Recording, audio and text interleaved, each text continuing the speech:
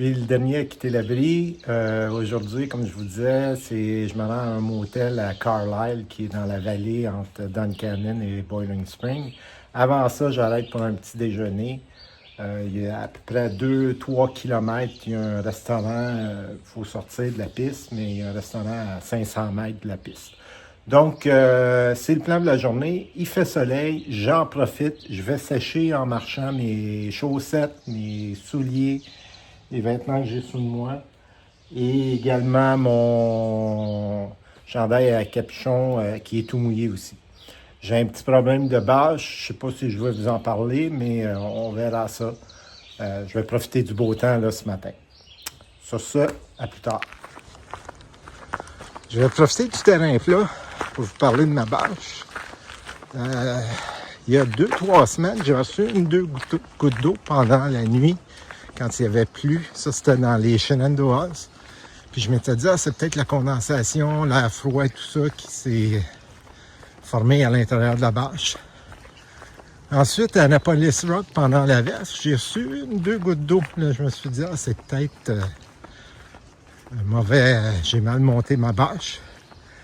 Et il y a 2 nuits, quand il n'y a plu beaucoup, la fois où j'ai fallu que je mette pause dans la vidéo au montage de bâche, ben la nuit, j'ai reçu encore de l'eau. Et cette nuit, ben là, j'ai vraiment reçu de l'eau dans le visage puis sur le corps. Donc, j'ai regardé... je me suis levé, j'ai regardé la bâche en pleine nuit et j'ai vu qu'elle prend l'eau. Et je sais pas si c'est d'une bâche en Dyneema, je sais pas si ça se répare, mais je vais... j'ai fait la requête d'avoir, avec ma date, d'avoir une bâche que j'ai à la maison qui s'en vient avec elle. Donc, je vais remplacer la bâche avec celle-là. Un exemple de ce qu'on appelle du daily blazing. Donc, ce matin, je dois pas me faire manger. Comme je vous ai dit, il y avait un restaurant pas loin. Donc, je viens de sortir de la forêt ici. Puis, je m'en vais au ces restaurants. On voit la pancarte là-bas.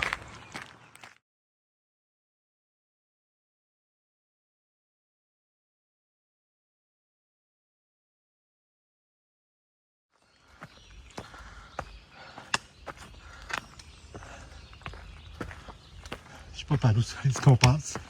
Ah oui, je vois les marques à droite. Je vais serrer le téléphone. Ça m'impressionne toujours, ces formations rocheuses-là. On va suivre les flèches. Puis je vais serrer le téléphone encore.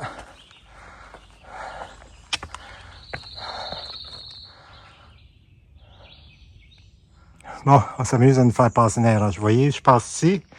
Sauf que je ressors juste là de l'autre côté. Donc, au lieu de passer ici, je passe entre les roches. Comme je me suis promis de suivre toutes les traces d'Haïti. Et je vais passer où ce qu'ils disent. Et voilà. Et on sort de ce côté-là. Encore.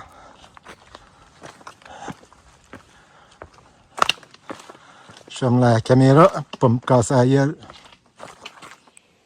Je suis au dernier sommet avant de tomber dans la vallée, je vous mentionnais. Il me reste à descendre la montagne et ensuite, il n'y a aucune montée pour les 30 prochains kilomètres. Là, comme je descends, ben, je vais vous laisser. Et voilà, je viens de sortir de la forêt ici. Je suis dans la vallée de Cumberland. Et puis, je m'en vais par là, mais je vais tourner au fond là, où sont les maisons. Et si vous voyez au loin là-bas, vous voyez les montagnes où je serai demain. À mi-chemin, j'ai mon hôtel. Et demain, ben, je vais passer sur cette chaîne de montagnes-là. Je viens du fond de la vallée qui est là, du fond des champs qui sont là, mais en fait, j'ai parcouru ces montagnes-là ce matin. Et voilà Boiling Spring.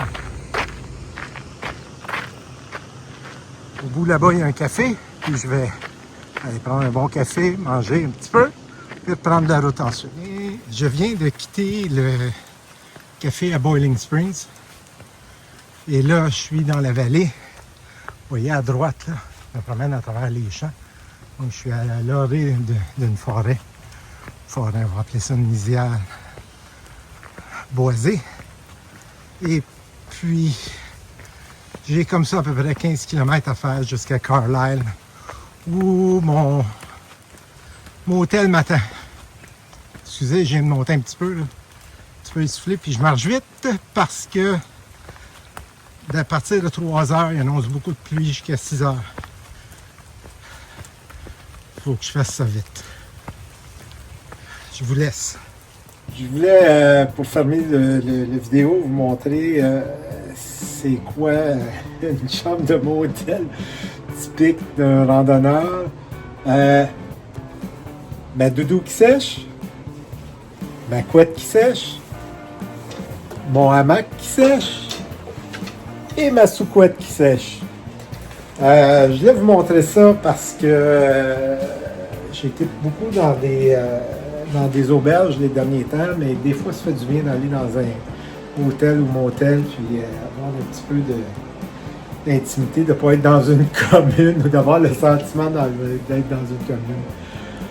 Je vais arrêter la vidéo là-dessus. Il y a un diner juste à côté qui est ouvert 24/7. Il est bientôt 9 h du soir, donc j'ai pas de couvre-feu contrairement dans une auberge.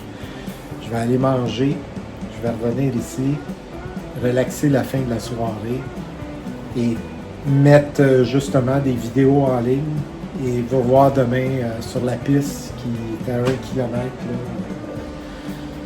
du motel, puis me rendre jusqu'à Duncannon. Donc demain, ben là je ne veux pas donner l'intro de demain, là, mais là je suis à Carlisle qui est en plein milieu de la vallée, entre Boiling Spring puis Duncannon. Je vous revois demain, je vous souhaite une bonne nuit. Moi, ben c'est un petit peu bordélique, là. J'ai fait ce qu'on appelle en anglais un gear explosion, mais c'est pas un vrai parce que je ne vais pas me débarrasser de mon stock avant mon double zéro avec ma blonde. Là-dessus, bonne nuit. À demain.